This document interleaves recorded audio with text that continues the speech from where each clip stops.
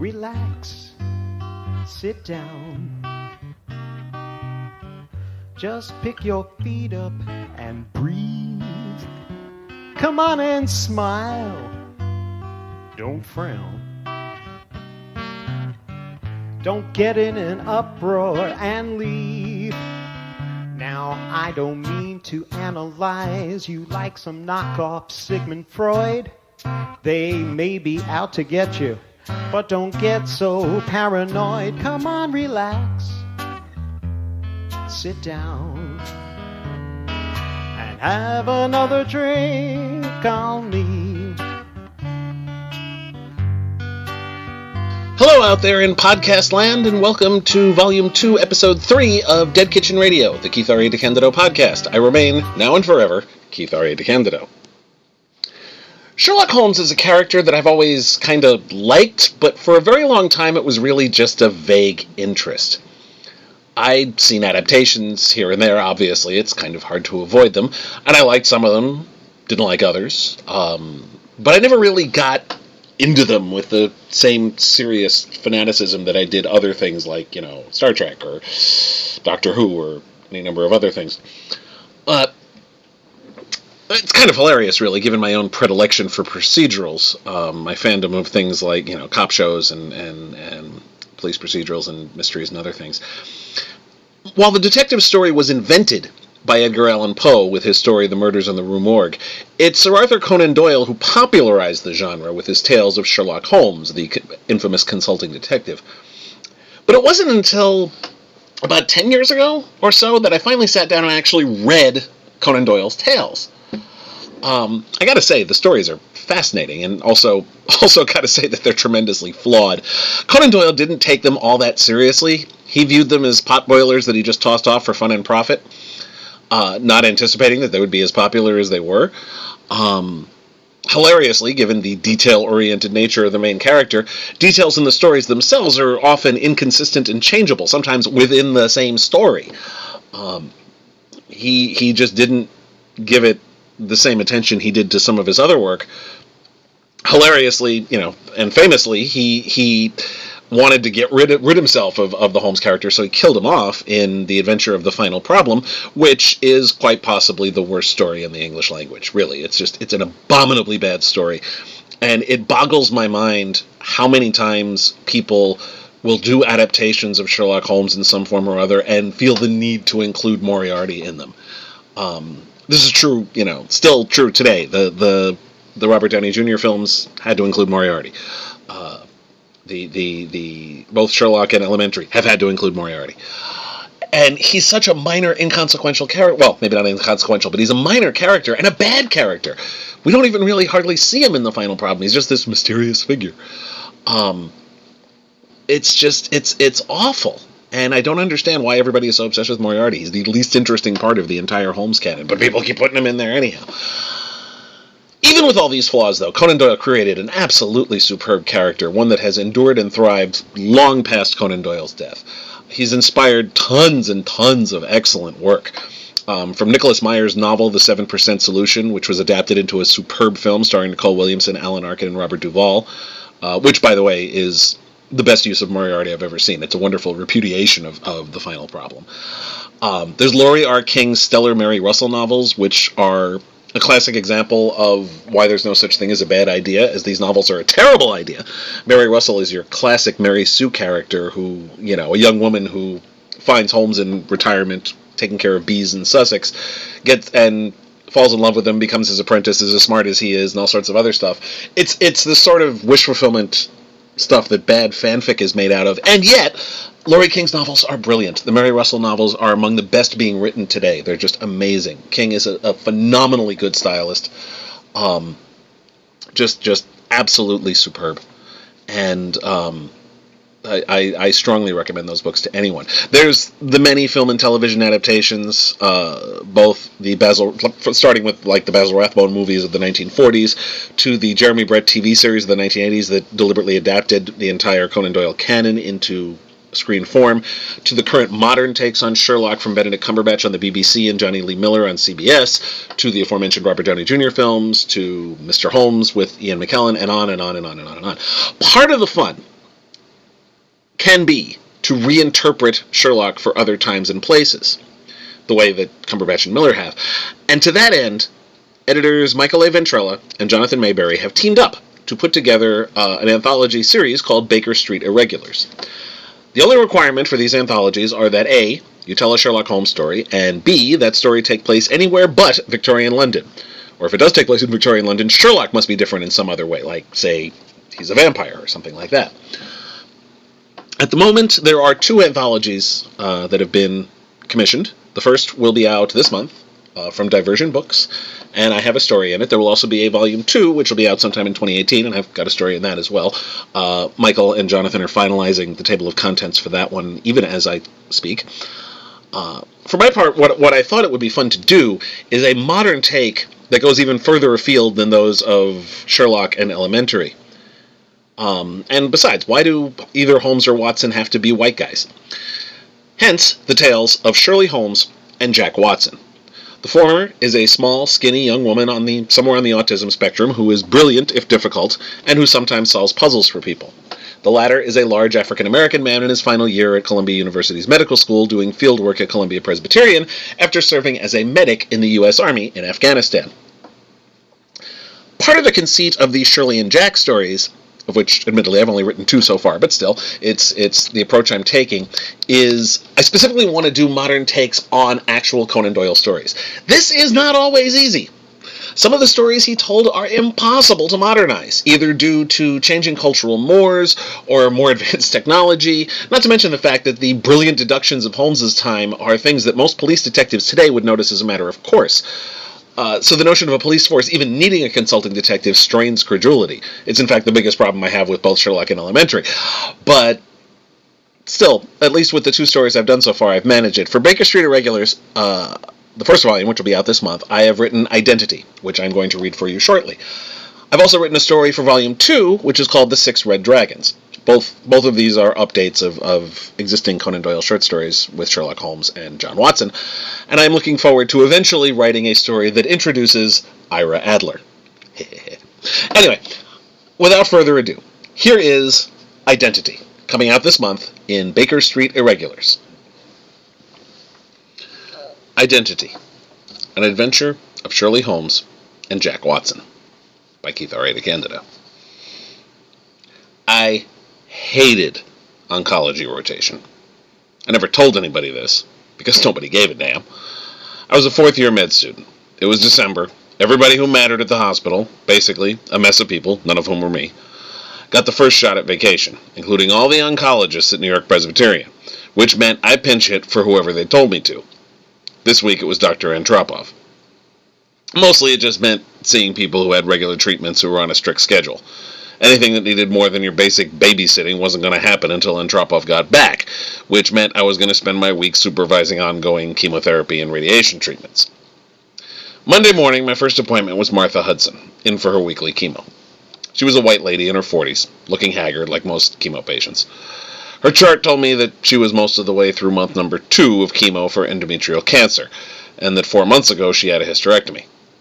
Her appearance told me that she was well off, since she wore elegant name-brand clothes, fancy jewelry, and a nicely styled butch haircut. She had the money to pay someone to style what little hair she had left. Miss Hudson, I'm Jack Watson. I'm filling in for Dr. Antropov this week. I know, Dmitri told me he was flying home to visit his family for the holidays. That was more than he told me. Then again, he didn't let me call him Dmitri either. How you feeling, Miss Hudson? Please, call me Martha, and I feel like hammered shit. I smiled. Hammered shit? Yes, it's where you take regular shit and pound it repeatedly with a hammer. Wham, wham, wham, wham, wham. She used her right fist as a hammer and pounded it into her left palm. So pretty shitty then. Yes. I'm taking naps all the time, and the techs are finding it harder and harder to find a good vein. Looking down at her right arm, I noticed bruising around the bandage from where the IV was inserted. Yeah, it's going to happen sometimes. They may need to switch arms before this is over. Really? Dmitri told me not to worry and that it was all in my head. No, it's all in your arm, and it's going to hurt like a son of a bitch. I didn't usually use language with patients, but Martha started it with hammered shit. Oh, it does, believe me. But I'd rather stay with the right arm in any case. I'm left-handed, you see, and if my left arm becomes as useless as my right, I won't be able to draw. You're an artist. The chart didn't list her occupation. She chuckled. Hardly. I simply enjoy drawing. It relaxes me, and I need all the relaxing I can get right now. Thought you said you were taking a lot of naps. Sounds like you're already pretty relaxed. I grinned to let her know I was just teasing. Sure enough, she chuckled again. You're very droll, Dr. Watson. It's Jack, and I don't get to be called that until May. Ah, that explains it. If you're still a med student, then you're allowed to have a bedside manner. I understand they have that removed when they give you the doctorate. Actually, that's elective surgery. In any case, Jack, my need for relaxation is mental rather than physical. My home situation has become more challenging since the cancer diagnosis. She didn't go any further, and I didn't ask. Her home life wasn't my problem, especially since she wasn't even really my patient. I checked the chart over, but nothing leaped out. Is there anything else you want to talk about or ask or anything?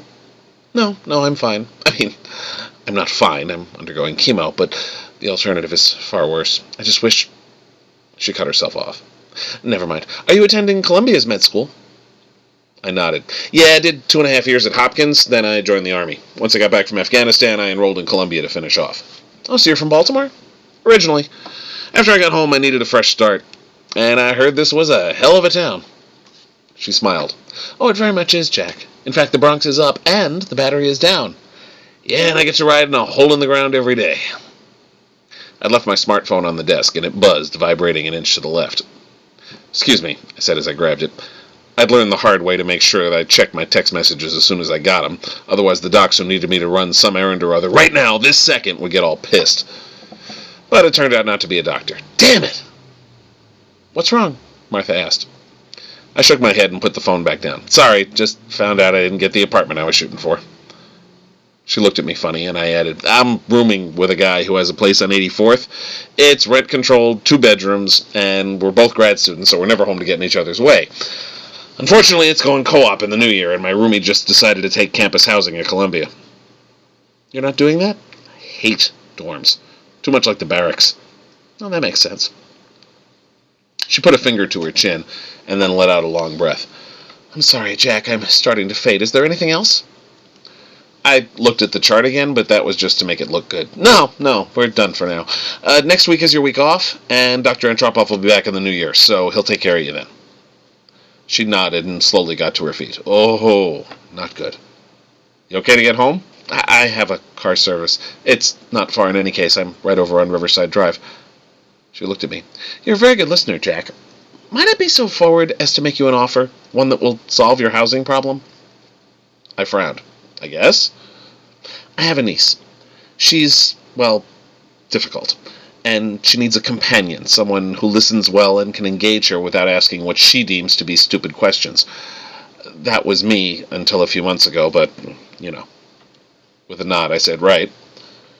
She's also a student at Columbia, and she has rejected every person she's interviewed. She might reject you as well, of course, but it's gotten to the point where I just took down the Craigslist ad. I'm rather desperate. I hesitated. This was totally out of left field, and I'd only just met the woman. She then said, you would have an entire floor of a Riverside Drive townhouse to yourself, rent-free. That got my attention. Okay, what do I have to do? Talk to my niece. Are you free this evening? Since it was late December, we were between semesters, so I'd shit all to do on a Monday night anyhow. I've been thinking of going to see a movie. Mondays and Tuesdays are the best nights to see a movie in a theater. The place is almost totally empty. But a free crib, in exchange for listening to some kid? I'll take that interview. When Martha said townhouse on Riverside, she wasn't kidding. It was a beautiful, 5-story place on the corner of 107th that had to go back to the early 20th century at least. It was all red brick and white stone with fancy wrought iron patterns on the front door. I rang the bell. About a second later, a voice said, Who is it? Over the speaker. Now that was impressive all by itself, because intercoms like that in New York usually just gave you a burst of static. This one, though, was crystal clear. It's Jack Watson. There was a pause, and then, I don't know anybody by that name, though it's a very common name, and I suppose I might have met one at some point. Obviously, if I did, they were spectacularly boring. Okay, maybe listening to this kid was going to be more of a challenge. I'm here about the companion job. Oh, you're the person my aunt met at the hospital. Yes. The door made a light buzzing noise, and I pulled it open. To call this place huge undersold it. High ceilings, fancy furniture, and the foyer I walked into had a massive staircase on the right and led to an even bigger room. And there was wood everywhere. Hardwood floor, wooden banisters on the wooden staircase, wood paneling on the walls, a wooden coat rack near the front door. The young woman who walked in from the far room was small and slight, with just enough curves to make you realize she was female. She was well fed, though. 3 years in Afghanistan taught me the difference between people who were skinny because that was how they were built, and people who were skinny because they didn't eat. She had brown hair that she kept short, and I thought she had brown eyes. She wasn't looking at me. Her skin was the coffee color you see on some mixed-race folks. But even with that mocha flesh tone, she was pretty much a dictionary definition of nondescript. I also couldn't tell how old she was at all. If you told me she was 12 or 28 or anything in between, I'd believe you. Please place your coat on the coat rack and then come with me, she said. After I did that, she asked, how long did you serve as a medic in Afghanistan? As she led me into the next room. Your aunt tell you that? No, she just said that she met you at the hospital. Well, that means you're obviously a medical professional of some sort, and you carry yourself in the manner of someone who served in the military, specifically in combat situations, to it the way you continually check your surroundings. When you shrugged out of your coat, it was as if you were expecting there to be a backpack, and your hands moved toward your head as if to remove a helmet. Plus, there is a particular cast to your eyes that I have observed only in those who have been involved in armed conflict. Some would call it haunted if they prefer to be vulgar. So, therefore, your service was recent and involved combat, but your fingers have none of the calluses associated with the use of firearms, and since you are involved in medicine, it stood to reason that you served as a Okay, I'm impressed! By this time, we'd gone through what I figured was a sitting room and then a dining room. How'd you know it was Afghanistan? I could have served in Iraq. She turned around and stared at me, and I stopped dead in my tracks. I got my first good look at her brown eyes, and her stare was intense. Your fingers have none of the calluses associated with use of firearms, and since you are involved in medicine, it stood to reason that you served as a medic. Now then, enough of my stating the blindingly obvious. Please, answer the question. How long did you serve as a medic in Afghanistan? She took a seat at the head of the table. I just stared at her for a second, but she was back to looking away, which I gotta tell you was a huge relief. After another second, I sat at the seat perpendicular to her and said, 3 years. My aunt seems to think that you could replace her as my companion. What Aunt Martha fails to understand is that I do not require a companion. I am, of course, grateful to her for assisting me all these years when my parents have traveled, but I am no longer of an age where I require a guardian or someone to speak to. In fact, I would much rather not have someone. She frowned. Under what circumstances did you meet my aunt? I was filling in for Dr. Antropov to supervise her chemo. Which means you're a fourth-year medical student, since Aunt Martha would have identified you as a doctor, and you would likely have introduced yourself as Dr. Jack Watson, and supervising a standard procedure is typical of the duties given to internists such as yourself. This means that you are working long hours at the hospital in addition to your studies, which means that you will not have the time to irritate me. She nodded. Excellent. I accept your application, Mr. Watson. You just said I wouldn't have time to irritate you. Honestly, that had been my biggest worry about this whole thing from jump. I didn't have all that much spare time. Which suits us both. You do not need to be encumbered by the additional duties my aunt thinks are required, but the act of having you here will placate her and create the illusion that I am being taken care of. Do you accept? I just kind of sat there with my mouth hanging open. Pretty much from the minute this kid opened her mouth, I figured the job was a lost cause. I didn't think I could listen to her for more than 5 minutes without wanting to strangle her. But getting a free room in this house and not having to put up with her bullshit? I'll gladly accept, Ms. Hudson. She frowned again. Don't be stupid. My name isn't Miss Hudson. Aunt Martha is my mother's sister, and she committed the barbaric act of changing her name to that of her husband when she married, and kept it following his death. That practice derives from an era when women were considered to be the property of their spouses, and so subsumed their birth names for that of the husband. That is no longer the case, so I do not comprehend why women continue to engage in the idiotic practice. In any event, I would properly be identified as Ms. Holmes, which is my father's last name, and my mother's actually, as she also underwent the barbaric practice. However, you may address me by my first name of Shirley, and you can call me Jack. Is that how you are referred to by friends and colleagues? I started to say that my army buddies all called me Doc, because that's what you usually call the medic, but I really didn't want little Shirley Holmes calling me that, and she was literal enough that she might. So I just said, yeah. That was a lie. You hesitated before answering. Nonetheless, I will abide by the terms you set out and refer to you as Jack. You may bring your belongings whenever you wish. Aunt Martha lives on the second floor, I am on the third, and my parents, on those rare occasions when they darken this townhouse's doorstep, are on the fourth. You will have the top level where my brother once lived before he moved out. I'm afraid it will require a considerable amount of stair climbing, but you seem to be a fit specimen. I chuckled. The place I'm about to move out of is a fifth floor walk-up, so I'm good. I'll move in tomorrow. The first few weeks living at the Holmes townhouse were interesting. I had my own bathroom with a clawfoot tub and even a kitchenette, plus a bedroom that was bigger than any apartment I'd ever lived in, never mind the shitholes where I hung my helmet in the desert. I didn't see that much of Shirley. She spent all her time researching. I checked in on her a few times after I moved in, just to keep appearances up for Martha's sake. In her room on the second floor, she had 4 computers on her desk, a purple iMac from the turn of the century, a Dell laptop from about 2004, a MacBook Air, and an Acer laptop that looked more recent. Plus I saw a big pile of smartphones on the desk, starting with a Trio, a BlackBerry, and the first ever iPhone model, going all the way up to the latest models in Apple, Droid, and Windows phones. One of the desktops was playing music. It sounded like something classical. Another had some kind of graphics program. Another had an Excel spreadsheet, and the Air was running a word processing program. First thing she said was, "What is it you want, Jack?" "Just checking in to make sure you're okay." "Of course I'm okay. In addition to the placation of my aunt, your presence serves as a useful and immediate aid should I not be okay, as you are a semester away from being a fully trained physician, and are located only 2 flights above me. However, I have not summoned you, which is an indication that I am, in fact, okay. You may rest assured that you will be informed if that situation changes." Alrighty then. When she wasn't home, she was going off to some library or other. Once the semester started, we didn't see each other hardly at all, which was fine. I saw more of Martha, honestly, and we spent a lot of time making fun of Dimitri. She told me she wished I was a regular doctor.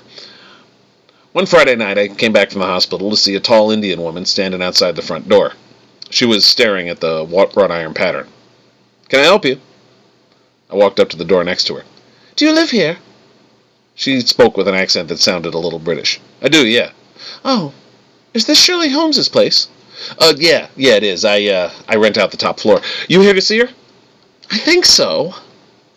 That was a weird answer. "You a friend of hers?" "Oh, no. Oh, that is to say, we've taken a class together, and she's brilliant, but..." After she trailed off, the uncomfortable silence went on way too long, so I said, "You, want to come in?" "I suppose so, yes." She gave me a big smile. "Thank you. I'm so sorry for being ridiculous." "That's fine." I pulled my keys out of my slacks and opened the door. "By the way, I'm Jack." "My name is Kirti. Thank you so much for your help." Martha was coming downstairs as we came in. Before I could say anything, Kirti said, "Shirley, is that you?" Chuckling, Martha said, "Afraid not, but thanks for the compliment." Turning, she yelled up the stairs, "Shirley, you've got a client." I frowned. "Client?" "Didn't I tell you about Shirley's hobby? She helps people with things." The kid herself came down. "Hello?" "Is that you, Shirley?" Kirti asked. "Of course. And you're Kirti Prakash. You and I both took the Ecology, a Human Approach class 2 semesters ago." "Oh, good, you do remember me."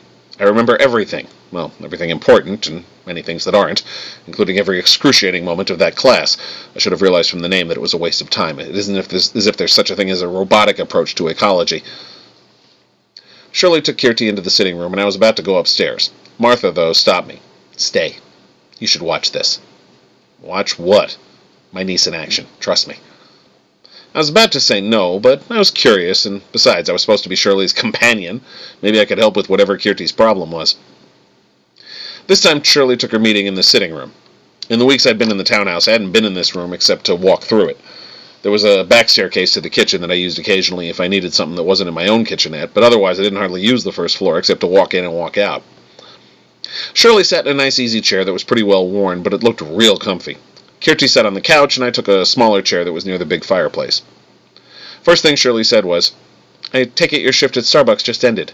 "Yes, Kirti's eyes got all wide. "How did you know I worked at Starbucks?" "Well, it's obvious. The coffee that is sold at Starbucks has a particular odor, not, I might add, a particularly pleasant one, and enough of it lingers to indicate that Kirti was in the store for many hours. In addition, there are coffee grounds under her fingernails, indicating that her lengthy stay in the establishment was due to her working behind the counter rather than as a customer. Every time I saw her on campus, she had her hair down, even in warm weather, much less the just above freezing temperatures of today, but it's tied up in the style of baristas at Starbucks to wear under their regulation caps. Kirti shook her head. I knew I was right to come to you. You're so brilliant. And yes, I do work at the Starbucks on Broadway. I don't really need to. My college bills are paid by my trust, and I live with my parents. But the extra money is useful sometimes, and I like interacting with people. She let out a breath. But none of that matters. Surely you're the only one who can help me. My fiancé has gone missing. And you haven't reported him to the police, since they would then talk to your parents, and they'd disapprove of the union? Kirti opened her mouth and closed it. How did you know that? It doesn't matter. She let out a long sigh. But if you insist, you aren't wearing an engagement ring, but since you entered, you have fiddled with your left ring finger several times, and stared longingly at it several more times. You're devoted enough to your fiancé to seek out my help, yet you're not wearing the ring, which means that you've been pressured into not wearing it, and such pressure would likely come from your parents. It's primarily my father. Well, actually, he's my stepfather. He married my mother 2 years ago. My biological father died when I was a girl, but he left me with a trust. Shirley nodded. You already mentioned that. Do you have access to this trust? Shaking her head, Kirti said, Not until I get married. My stepfather has been very strict about who I might date, which is his right, of course.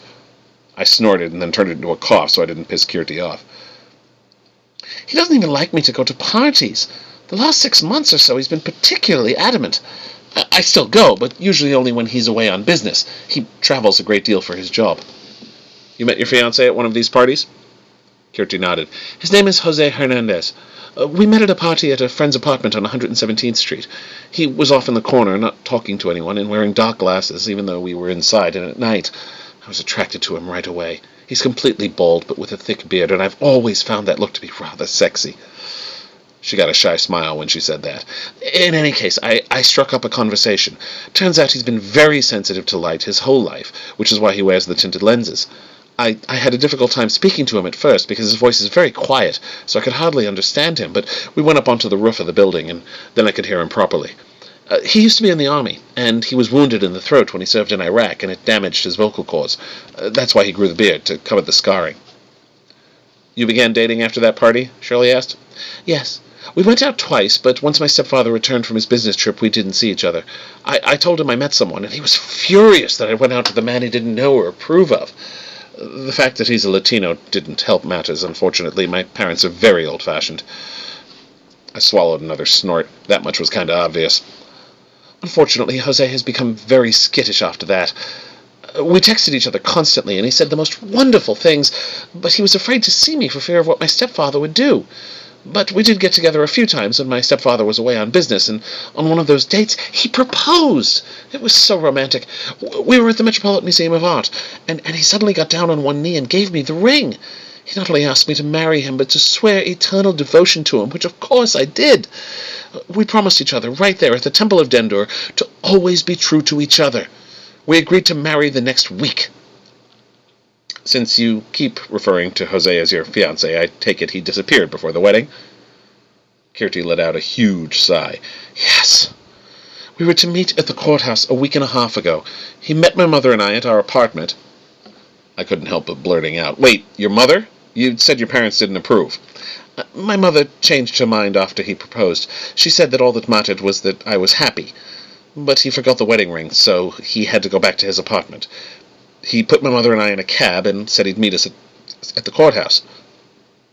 Her lips started trembling. I never saw him again. We waited at the courthouse for hours, and I texted him, but nothing. I've been texting him, and I even sent him an email and left him a note on Facebook, even though he doesn't check either of them all that often, but nothing. Did you try going to his place? I asked. I'm not sure where it is, Kirti said ruefully. He said he lives in Harlem, but I never went to his apartment. He shares it with 2 other men, and he says they've agreed never to bring anyone home. Shirley stared at the floor for a couple seconds, and then looked up. Do you have pictures of Jose and of your parents? Well, of course, I've got them on my phone. Kirti frowned. Why my parents? It will help me with the investigation, Shirley said, and then gave Kirti her number so she could text the pictures. Kirti played with her smartphone for a bit, and then Shirley's own phone made a clanging noise. Then Kirti stood up. "May I please use your bathroom?" Shirley nodded, but didn't look up from her phone, which she was running her fingers over like a kid with a game console. I pointed to the dining room. "Go through there to the kitchen, then hang a left. There's a little bathroom there you can use." "Thank you so much." She headed the way I pointed. I shook my head. "You do this a lot?" Shirley was still staring at her phone. "Help stupid people." I mean, she wants to marry a guy and she doesn't even know where she lives. Plus, she didn't even know what you look like. Now Shirley looked up. "What do you mean by that?" "When Martha came downstairs after we walked inside, Kirti asked if she was you, and then she asked if it was you when you came down. I mean, she came to see you when you were in that ecology class together, so why didn't she recognize you?" "Jack, you may well have put your finger on the solution to what happened to Jose Hernandez." I blinked. "What?" But Shirley didn't answer me, just went back to playing with her phone. I was going to get up and leave, but then Kirti came back in. "Kirti," Shirley said, "now that you provided me with this information, I must ask you some questions. Who is the executor of your trust?"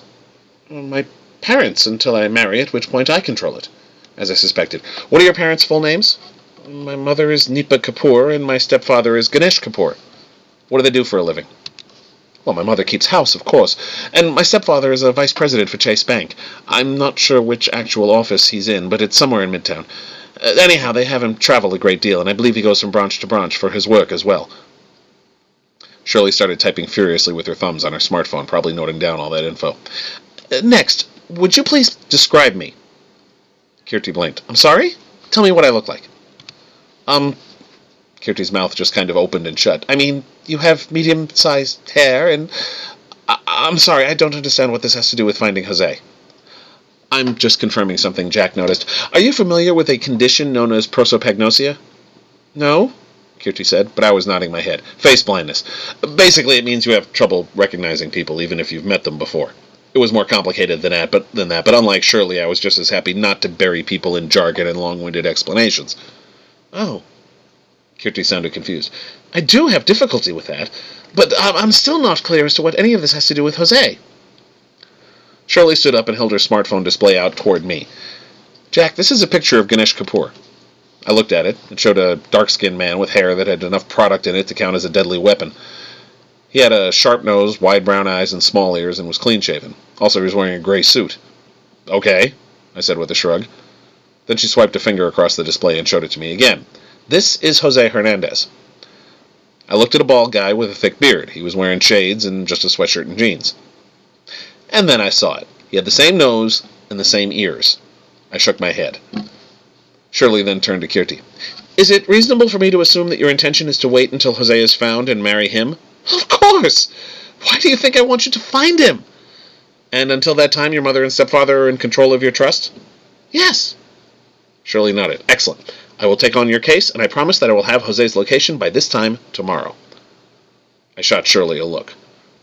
Kirti's eyes got all wide again. "You can find him that fast?" I was more wondering why it was going to take that long, but I didn't say anything. "Absolutely." "Oh, thank you!" Kirti got up and moved toward Shirley, but she flinched. "Please!" Shirley cried out, and it was the loudest I'd heard her say anything in the month or so I'd been living here. "Do not touch me!" Kirti backed off. She looked like she'd accidentally stepped on a puppy. "I'm so sorry, but thank you ever so much." A few seconds later, Kirti left, and I just stared at Shirley. "Why didn't you just tell her that her stepfather was posing as this Jose guy?"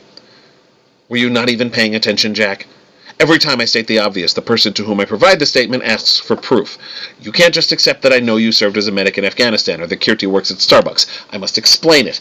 For that reason, I prefer to provide Kirti with documentation to supplement my declaration that the man who wooed her is her own stepfather in disguise." "Wasn't a bad disguise," I said, "especially with her being face-blind, but the army part of the story doesn't hold up." Shirley tilted her head. "How so?" "Well, if he's that sensitive to light, the army wouldn't have sent him into the desert. Hell, they probably wouldn't have taken him at all." "Yes, well, your assessment of Kirti's intelligence was not altogether unfair, Jack, and I'm sure that Kapoor was counting on her not knowing such minutiae. Now, let us commence with the verification." The next day, Kirti came back to the townhouse. Shirley and I had been up half the night digging stuff up online, and then I took a trip out to talk to people while she stayed home and sent emails and made some phone calls. Gotta admit, I was enjoying this. Mostly because I was really looking forward to Kapoor's comeuppance. This asshole manipulated his own stepdaughter, and my plan was to offer to walk Kirti to the 24th precinct myself to file charges. When I opened the door to let Kirti in, she didn't even say hi or anything. Did you find him? Come on in, Kirti. Shirley's waiting in the sitting room. I took her coat and hung it up on the coat rack, shaking my head at the fact that I just talked about a sitting room. Never in a million years did I see myself ever even being in a sitting room, much less living in a house with one. Anyhow, we sat in the same spots we were in the previous day, except Kirti was actually on the edge of her seat. So where is Jose? Before I answer that, I must ask you a question, Shirley said. Where's your stepfather right now? Well, he took my mother out to dinner tonight to Rosa Mexicano near Lincoln Center. In that case, the answer to your question is the same. The person who asked you to marry him, who identified himself to you as Jose Hernandez, is currently taking your mother out to dinner at Rosa Mexicano near Lincoln Center. There was a quick pause, and then Kirti shook her head. Is this some sort of joke? I believe our interactions to date should have made you realize, Kirti, that I do not joke. I find humor to be confusing and imprecise and frustratingly subjective. Nonetheless, even if I were the kind of person who would joke, I'm not doing so now. The fictitious Jose Hernandez is, in fact, your stepfather, Ganesh Kapoor, in disguise. Now Kirti stood up. That is the most ridiculous thing I have ever heard. You've hardly done any investigating or searching. It's only been one day.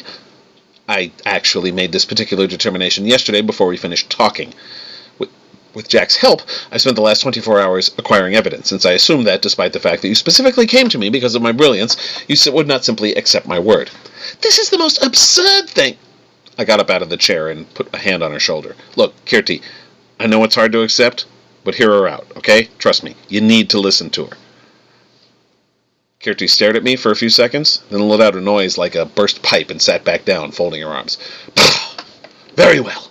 Tell me your ridiculous story. As I also sat, Shirley shot me a look that I couldn't figure out. Maybe it was her way of saying thank you? And then she turned her intense stare right at Kirti. Ganesh Kapoor is a liar. He does not work for Chase, though he used to, albeit not in a position that would afford him many travel opportunities, as he was a teller at a branch located in Rockefeller Center. He was fired for cause 10 months ago due to multiple— You're lying! Kirti screamed. Shirley stared more intently.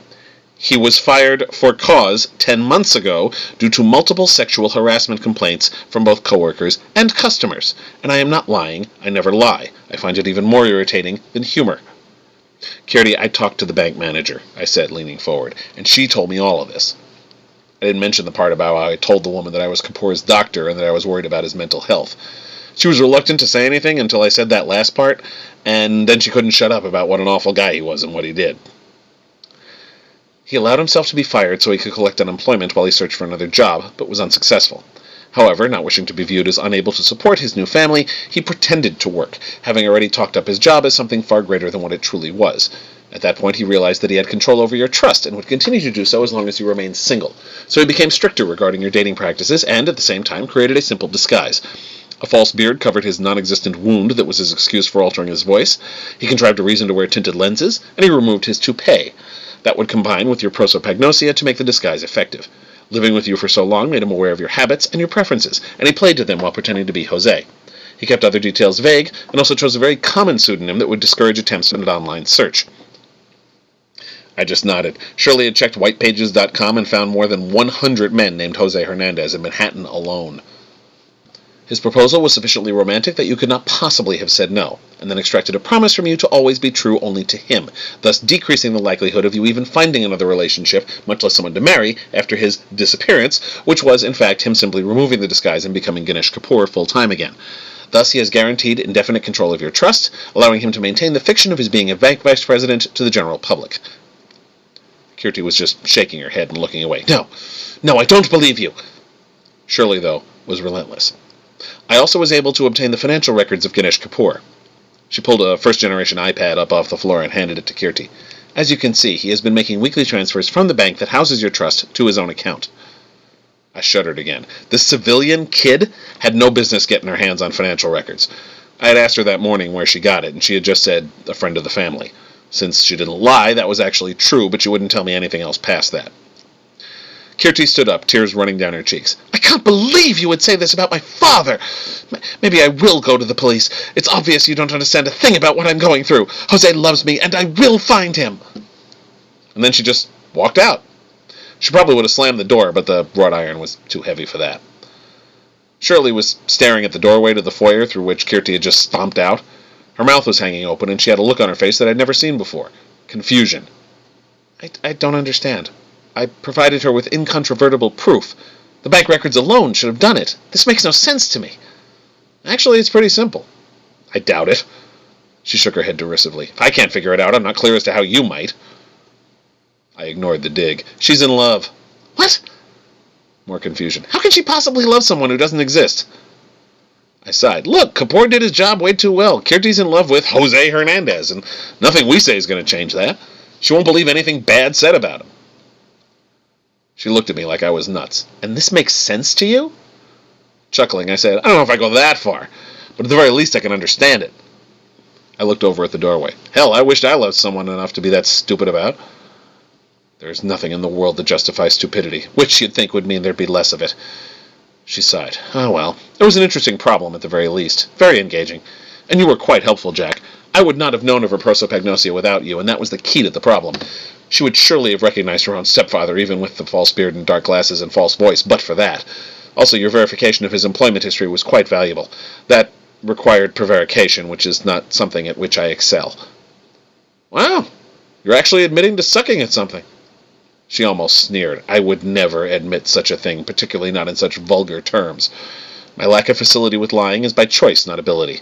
Lies are the source of much of what is wrong with the world. It was hardly the only culprit in society's failings. I didn't have anything to say to that, so we just kind of stood there in an awkward silence for a couple seconds before I said, I'd better get back upstairs. Got the overnight shift tonight, and I want to grab a nap before I go. Before you retire, Jack, I just wish to say that I may have been mistaken in my initial assessment of you. Perhaps, if you are amenable to the notion, you might aid me with other clients that ask for my assistance? Depends. I grinned. Do all of them stomp out like 4-year-olds?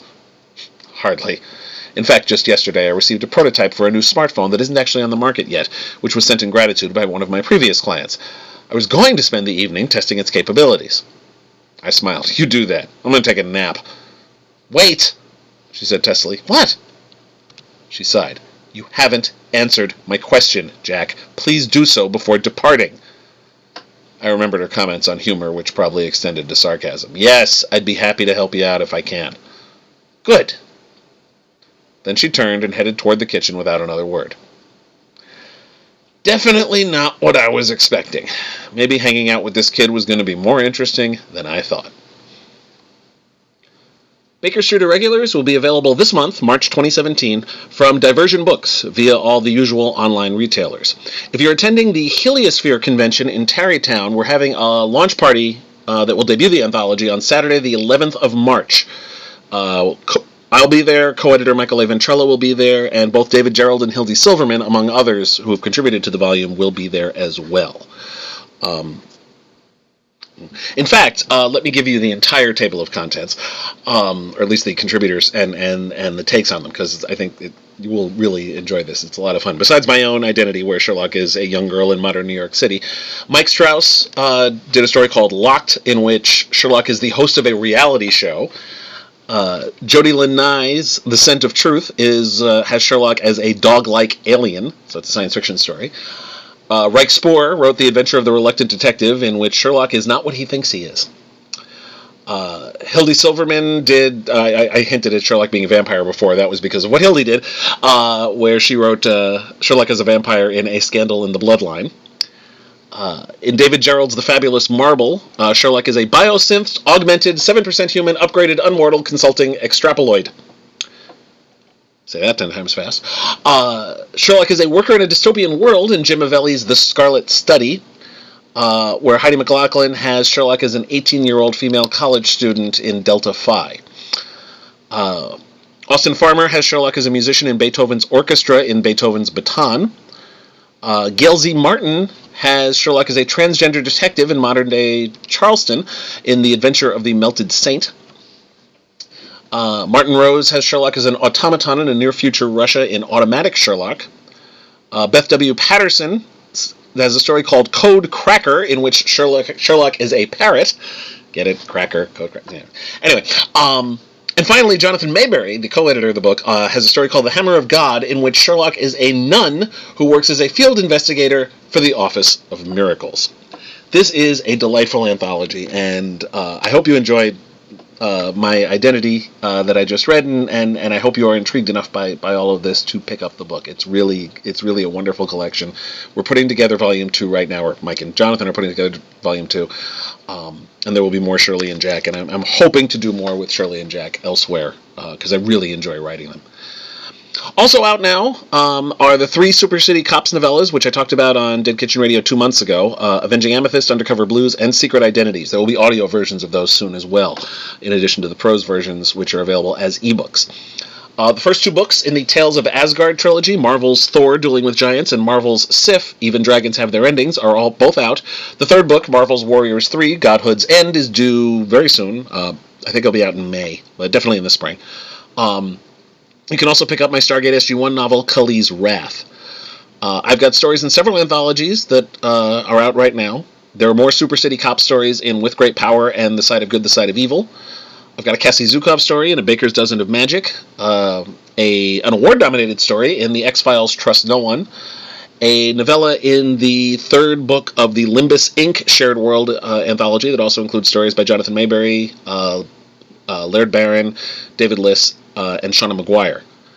And I've got a story in the Stargate anthology Far Horizons, and I will have a story in an upcoming Stargate anthology, which is called Sunbreaker, which should be out, I think, later this year. I've also got stories in the first and third V-Wars anthologies. These are shared worlds created by Jonathan Maberry.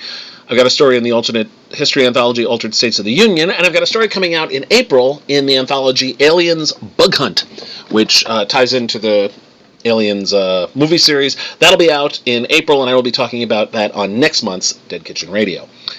If you want to see me in person, as I mentioned before, I'll be at Heliosphere in Tarrytown, New York. That'll be on the 10th, 11th, and 12th of March. Go to heliosphерeny.org for more information. The following weekend, I will be at Icon 32 in Brentwood, New York. Go to iconsf.org for more information about that Long Island convention, which is finally back after a lengthy hiatus.